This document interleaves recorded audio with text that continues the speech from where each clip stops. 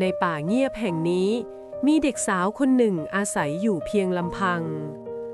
นวลเติบโตมากับแม่เลี้ยงที่อิจฉาในความงามของเธอชีวิตของนวลไม่มีใครให้พึ่งพานอกจากหัวใจตัวเองคืนหนึ่งแม่เลี้ยงแอบไล่นวลออกจากบ้านอย่างไร้เยื่อใย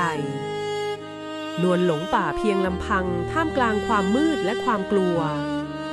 ผีป่ายายปรากฏตัวขึ้นและยื่นมือช่วยชีวิตเธอ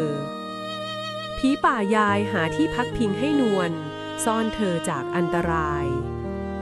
นวลนั่งเฝ้าศาลยายด้วยหัวใจที่ยังไม่สิ้นหวังแม่เลี้ยงรู้ข่าวร้ายนวลยังไม่ตายความริษยานำพาแม่เลี้ยงปลอมตัวกลับมาหาเธอแม่เลี้ยงยื่นผลไม้ให้ด้วยรอยยิ้มที่ซ่อนพิษร้ายนวลกินผลไม้โดยไม่รู้ว่ามันคือความตายพิษแล่นทั่วร่างนวลล้มลงอย่างเจ็บปวดแม้หมดแรงนวลยังคลานเพื่อเอาชีวิตรอดหมอหนุ่มมาถึงทันเวลาและช่วยชีวิตเธอไว้ได้